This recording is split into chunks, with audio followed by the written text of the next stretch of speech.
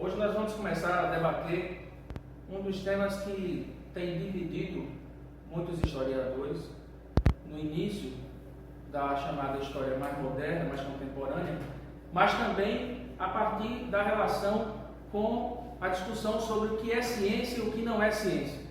O que é a história, na verdade? A capacidade de se articular e de se compor com aspectos de cientificidade, ou seja, aqueles que acham que a história é alguma coisa mais para a metafísica, porque os historiadores não poderiam, por exemplo, prever o futuro, porque eles não poderiam simplesmente interpretar o passado, mas fazer uma análise mais superficial. Então, os chamados falsificacionistas, aqueles que defendiam as teorias de Karl Popper, por exemplo, defendiam que a história não tinha esse aspecto científico, que a história era um conjunto de conhecimentos tão somente, e que, segundo os neopositivistas, aqueles que defendiam essas teorias, o chamado novo positivismo, a história não se constituiria como uma ciência propriamente dita. Mas outras correntes filosóficas, outras escolas da chamada teoria da ciência, vão propor, sim, um aspecto científico para a história. É o caso, por exemplo, do marxismo. É o caso, por exemplo, das teorias do marxismo, que vão falar de um chamado materialismo histórico e dialético. Vão comprovar que existem relações socioeconômicas e culturais na sociedade que vão permear esse debate sobre o contexto e a sua historicidade.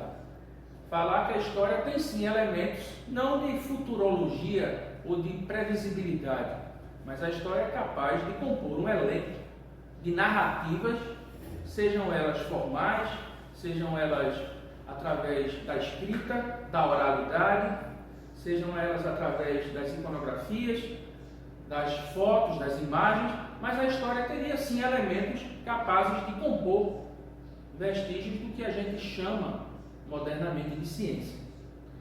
Na verdade, essa discussão sobre a filosofia da ciência vai passar por toda a chamada Idade Moderna e início da Idade Contemporânea.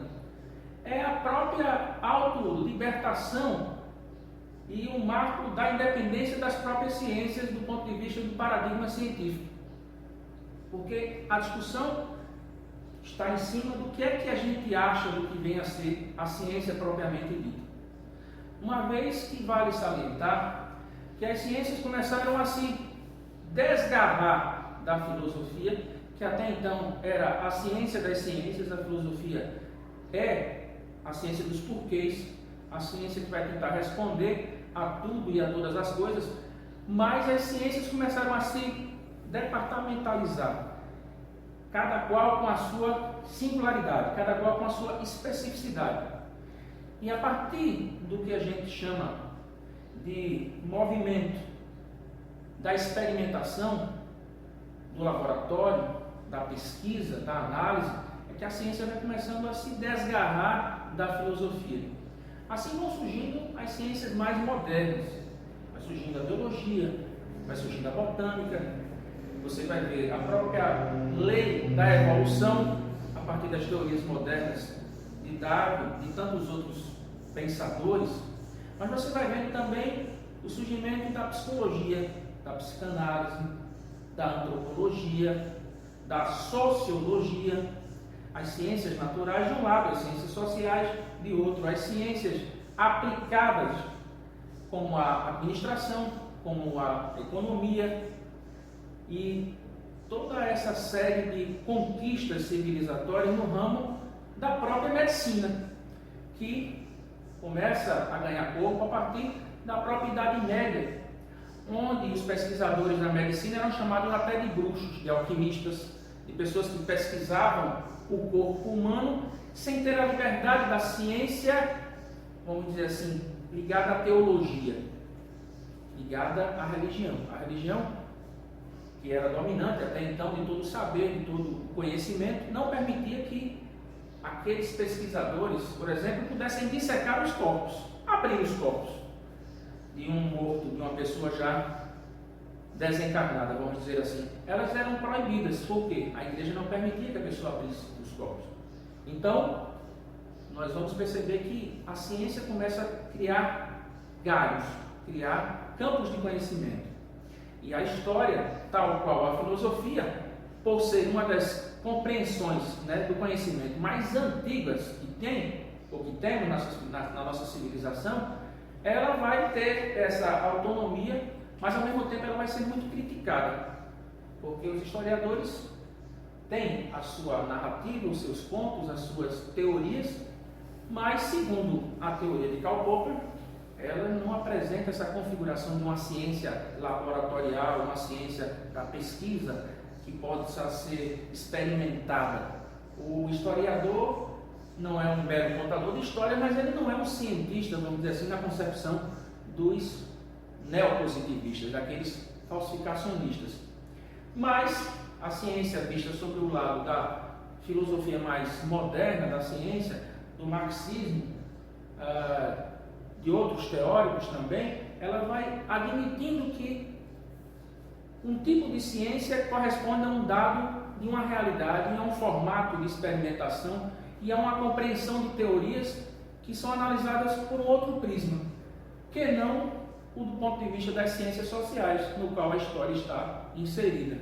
Portanto, essa é uma discussão que vai ganhando corpo cada vez mais e vai se afirmando.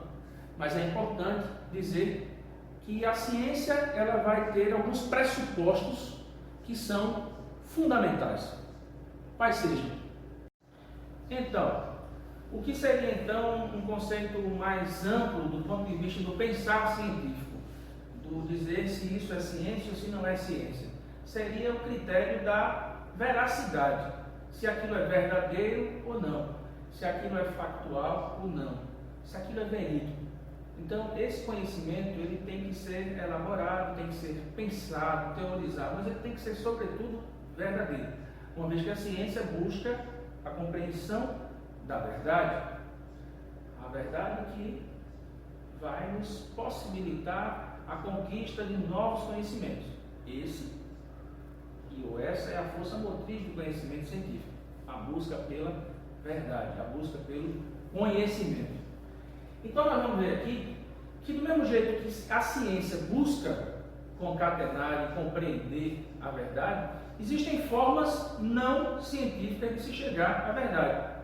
Formas que a ciência não se utilizaria e nem se utiliza para chegar à compreensão da verdade.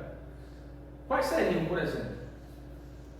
Critérios de forma subjetiva, ou seja, o que a gente modernamente chama de achismo, o que é que eu acho, qual é a minha ideia, qual é a minha sugestão. Algo subjetivo, via de regra, não é algo ou critério de origem científica, porque não se baseia numa opinião pessoal. Pelo contrário, uma das características da busca pela compreensão científica é a busca pela universalidade do conhecimento. Ou seja, um conhecimento que se aplica a uma totalidade do ponto de vista geográfico, do ponto de vista da logística, do ponto de vista da elaboração do conhecimento. Então, esse critério subjetivo ele não é um critério, vamos dizer assim, mais bem elaborado. Um outro critério também que não seria muito científico é o chamado critério dogmático. Esse critério dogmático, o que é dogma? Dogma é uma verdade absoluta, uma verdade eterna. Algo que é um tabu. É uma coisa que há de eterno, para sempre. Então, dogma não pode ter e ser uma expressão de cientificidade.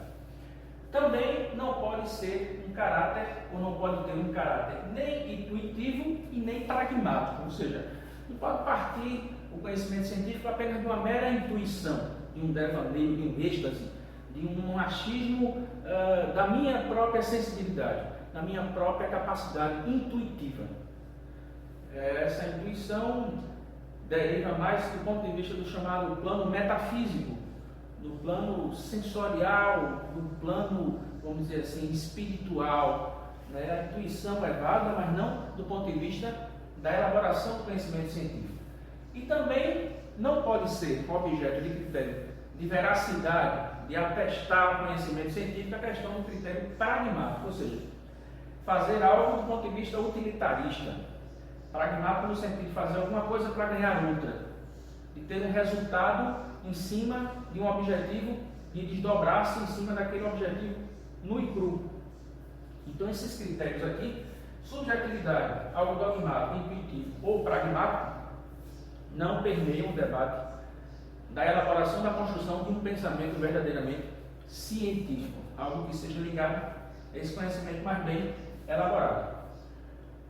Uma das coisas primeiras que nós vemos nessa busca pela compreensão e a elaboração de uma lógica ou de uma compreensão científica é justamente a questão da busca pelas chamadas leis da ciência. É aí que as chamadas ciências exatas, as ciências da elaboração, do empirismo, do laboratório, elas vão se dar em cima da fundamentação teórica na busca por determinadas leis.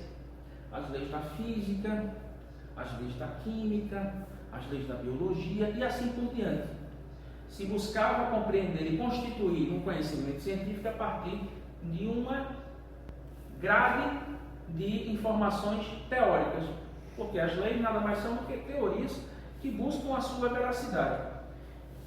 Então, na verdade, toda essa discussão do conhecimento científico baseava-se num critério ou em formas de conhecimento baseadas na racionalidade, na sistematização do conhecimento, ou seja, na elaboração de um sistema que pudesse explicar justamente esse conjunto de leis. A questão da verificabilidade, ou seja, da observância, uma ciência, sobretudo, que buscasse a verificação, a observação, para buscar a compreensão. E o caráter falível dessa ciência, ou seja, a ciência era tida como algo que fosse um conhecimento baseado em alguma coisa mais construída, mais bem elaborada e que, portanto, pudesse ser posteriormente substituído por um conhecimento superior. Embora que no início havia mais um caráter de infabilidade, ou seja, como se a ciência tivesse dito a última palavra. Mais modernamente é que nós vamos ver essa compreensão mudar um pouquinho o foco, buscando já uma outra visão de que a ciência ela não é infalível, ela é falível, ou seja, ela pode ser sim substituída. Tem um caráter falível, tem um caráter parcial e, sobretudo, um caráter provisório. Ou seja, a ciência cada vez mais vai provando que ela pode sim ser substituída por um outro conjunto de conhecimentos. Ela é provisória.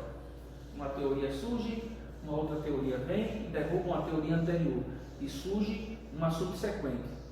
Embora que, ainda se apropriando de conhecimentos anteriores, como a gente diz no popular, ninguém vai inventar a roda, a gente quer dizer com isso que todo conhecimento é válido, todo conhecimento é objetivo, no entanto, não é a última palavra. E é por isso que as ciências sociais elas vão apresentar uma outra configuração que não apenas aquela do modo operandi, onde você tinha aqueles elementos da ciência exata, aqueles elementos da ciência laboratorial, aqueles elementos da ciência da verificação, da observância, da pesquisa pelo meio mais da prática. A teoria e prática vão se intermediando, vão se colaborando uma com a outra, mas num sistema de interdependência, até onde a teoria pode ser verificável, até onde ela pode ser comprovada e até onde a simples lei pode ser substituída por uma outra compreensão mais, vamos dizer assim, de visão mais totalitária, totalizante, uma visão mais ampla, holística, como alguns dizem. Então, essas seriam algumas das discussões que vão permear esse nível de discussão, dividido basicamente no nível teórico e no nível empírico, até onde vai a observância e a validação das teorias, das leis, e até onde a prática do laboratório, a experimentação, vai ser importante para chegar àquilo que é mais importante para o conhecimento científico, que é o conceito de veracidade, a forma de ser verdadeiro, o conhecimento que é apontado como verídico, como verdadeiro, como fato. É isso aí. Mas então, dentro dessa discussão do que é ciência e do que não é ciência, onde cabe a história e qual o significado da história enquanto uma disciplina, uma ciência, um conjunto de conhecimentos. Muitos foram os debates acerca do que é que seria história ou do que é que não seria história, ou do que é que a história representa do ponto de vista da contribuição ao desenvolvimento da civilização, ao conhecimento humano, dentro do debate da filosofia da ciência. Então é interessante, porque a história é um só termo, mas ela tem vários significados. Você pode, por exemplo, dizer que a história é algo que só se debruça sobre algo do passado, algo que está muito distante da sua realidade temporal, vamos dizer assim. Você pode dizer que ela só se debruça sobre acontecimentos passados, ou você pode dizer que é um estudo científico das sociedades humanas durante o tempo, independente de temporalidade, independente de época, né? Até porque nós dizemos que a ciência, que a história é algo muito factual, é muito presente. A história é o presente, é o agora, é o aqui. Mas muito se prende a essa visão que a história ficou presa no passado, que se você vai se debruçar sobre algo do ponto de vista histórico, isso é histórico, aquilo não é histórico. Tem uma coisa bem de temporalidade dentro dessa discussão. E alguns ficam apenas enxergando, como a gente diz, para os retrovisores, como se você estivesse guiando o tempo da sua existência e da sociedade, apenas se voltando para o que já foi, para o que era, para o passado. Na verdade, você perde uma grande oportunidade de estar olhando para o seu para-brisa, não está olhando só para os retrovisores. Então tem essa discussão muito interessante. Vamos contribuir também nesse debate, visualizando que esse processo, a própria história tem a sua história. A própria história tem o seu desenvolvimento a partir da maneira como é escrita, da maneira como é narrada, da maneira como é analisada, compreendida. A reflexão histórica ela vai sofrer, dentro desse viés, a própria injunção dos acontecimentos de cada época, produto de cada período. É por isso que nós vamos ver que a partir do Renascimento, da Reforma, chamado Humanismo, que é aquele reencontro com o pensamento grego, a história vai passar a ter uma exigência mais rigorosa, vai passar a ter elementos da própria arqueologia, da própria ciência que busca a contribuição de textos mais verídicos, a observância de textos mais rigorosos, das fontes de onde vem esse texto, esse conhecimento. Então, a partir do Renascimento e da Reforma, da Contra-Reforma, vai se ter um debate mais aprofundado sobre esse caráter da veracidade do conhecimento histórico.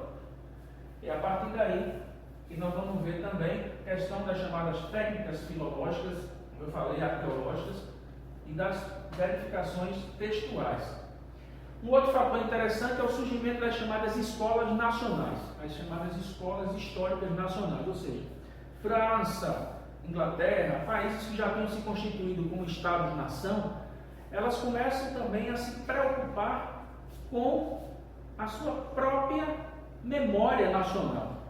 E os historiadores começam a contribuir decisivamente para buscar remotos indícios de um passado nacional para também constituir a sua identidade cultural, a sua identidade enquanto nação. Então essas escolas nacionais, sobretudo europeias, elas vão passar, cada qual, a entrar em um debate de caráter local sobre a narrativa da construção da sua própria identidade, da sua própria história, da sua própria memória social e coletiva. Não havia esse termo naquela época, mas é bem assim. Vamos buscar os antepassados, vamos buscar as coisas mais remotas acerca da história de cada país. Então, é interessante ver que a partir da fim da Idade Média, da Idade Moderna, sobretudo, essas histórias dos países começam a ser escritas de uma maneira mais efetiva, fazendo com que as primeiras universidades, as escolas, elas passem a ter, nessa busca pela sua originalidade, pela sua construção do passado, a busca pela sua identidade enquanto nação. Chega então o chamado materialismo histórico, que é não outra coisa senão a contribuição de Marx e Engels na visão de que a história é sim uma ciência que pode ser e ter leis, que pode ter um conhecimento mais concreto, que pode ter uma estrutura de pensamento mais elaborada, e que a história pode sim ser analisada do ponto de vista social, econômico, cultural, e não apenas ser um conjunto de, vamos dizer, de textos ou de compreensões individualizadas de cada historiador. O materialismo histórico vai dar um caráter mais abrangente, mais generalista da história, uma visão mais totalizante do processo histórico. E isso é muito importante. Marca um ponto decisivo na forma de encarar e de antever a história, não no sentido de prever, mas no sentido de analisar um conjunto de acontecimentos e poder até, vamos dizer assim, indicar alguns indícios de que aonde esses acontecimentos podem desaguar, o que é que eles podem dar. Vem aí o positivismo, o historicismo, o idealismo alemão, enquanto escolas históricas que vão ter uma visão também científica da história, mas ainda um debate que não é tão, vamos dizer assim, forte do ponto de vista dessa cientificidade. Alguns positivistas vão ficar aí no meio termo, mas outros vão sim se debruçar sobre a busca pela compreensão de um estado de coisas onde a história tem o seu lugar na ciência. Então, como nós vemos, há todo um processo evolutivo, embora não linear no sentido de aqui é mais atrasado ou aqui é mais evoluído, mas no sentido da busca pela compreensão de uma visão científica da história, de uma busca por uma construção de uma teoria alicerçada não apenas na observação, naqueles critérios que nós falamos aqui da subjetividade, disso ou daquilo, mas de uma visão mais geral, buscando critérios mais objetivos, mais sólidos, mais preciosos para a construção de uma teoria da história e de uma visão mais científica do processo histórico. É isso aí. E por último, nesse processo de construção da história, enquanto conhecimento mais bem elaborado, mais bem difundido, mais bem sistematizado, a gente vai encontrar no século XX, já entre os anos de 1929 e 1969, a chamada Escola dos Análises, ou seja, o Grupo dos Análises, que é um aglomerado de historiadores, pesquisadores, que vão ter uma outra visão acerca do que é história e qual é o seu papel no lugar da sua elaboração e da sua construção científica. A história vai passar a ser olhada de uma maneira muito mais ampla do que as escolas até então tinham observado. Que características seriam essas? A gente vê a primeira característica já bem marcante nesse processo, que é a passagem de uma visão, de uma concepção de uma história apenas como um elemento baseado na narrativa para a busca da história como um problema, ou seja, a gente não vai se basear apenas numa história descritiva, numa história que vai narrar os acontecimentos. A gente vai problematizar os acontecimentos. O que é que retrata aquele acontecimento determinado? Aquele acontecimento, por exemplo, de viés econômico, social, político, o que é que tem por trás do grupo de interesses, das estruturas, do poder, das relações de poder, enfim, sair apenas da mera narrativa para uma visão problematizadora da história. Depois, a crença no caráter científico da história, saindo daquela visão antes do positivismo de que a história era um campo de conhecimento determinado, mas não era propriamente uma ciência, porque não atendia a demanda das ciências físicas, das ciências experimentais. Depois, contato com outras ciências. Isso é um ponto fundamental da história dos análises. Até então, a história só olhava quase que para o seu próprio umbigo. A história só dialogava consigo mesma. E a partir dos análises, ela vai ter uma outra relação, seja tal ou seja qual, da história com a antropologia, da história com a arqueologia, que já tinha, de certa forma, a história com a sociologia, embora os embates acadêmicos que a sociologia desde o início vem, e a história de um lado também rebatendo isso tudo, mas essa relação, essa visão de complementaridade é jogada, é colocada dentro do bojo da discussão pelos chamados historiadores de análise. Uma outra visão é a ampliação dos horizontes da história. A história que passa a observar aspectos macro, mas também aspectos micro no processo de análise, de compreensão, de reflexão dos acontecimentos, dos chamados fatos históricos. Vamos ver também a questão da insistência de aspectos sociais e coletivos em detrimento daquilo que até então era mais visado, que era uma história mais dos autores, dos pesquisadores, de grandes historiadores, de grandes nomes que pesquisavam a história. Isso tudo vai sendo trocado por aspectos mais gerais, aspectos mais factuais, dos acontecimentos, não apenas dos seus autores. Uma outra característica é a utilização de todos os tipos de documentos. Nada de preconceito com se o documento era um texto, se o documento era apenas uma forma que vinha através da oralidade, da narrativa, mas se era através de uma peça de museu, ou se era de uma fotografia, ou se era através de uma imagem, enfim. O pessoal dos análises abraça todas as fontes históricas. Uma outra característica também interessante é a visão das chamadas temporalidades múltiplas. A gente não passa a ver a história tão somente ou unicamente mais daquela visão do passado, presente e futuro. Mas as temporalidades, elas atendem a uma outra visão, que não apenas cronológica, que não apenas a visão do relógio comum. Você tem que olhar em derredor de si, em derredor dos acontecimentos, a macro e a micro história, o todo. E uma ligação indissolúvel entre passado e presente para a construção do conhecimento histórico. Os acontecimentos não são estanques, não estão ali, no ano de tal, no ano de tal, no ano de tal. Não, elas têm ligações, permeiam estabelecimento de relações múltiplas, por isso que fala em temporalidades múltiplas.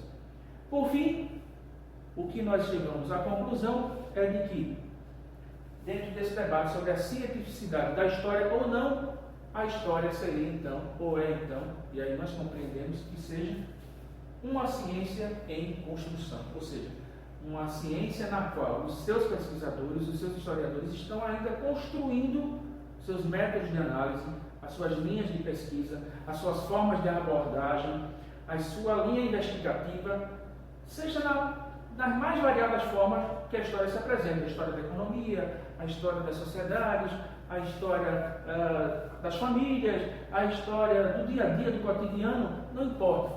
A história, nas suas várias linhas de pesquisa e de atuação, é, sem sombra de dúvidas, uma ciência em construção.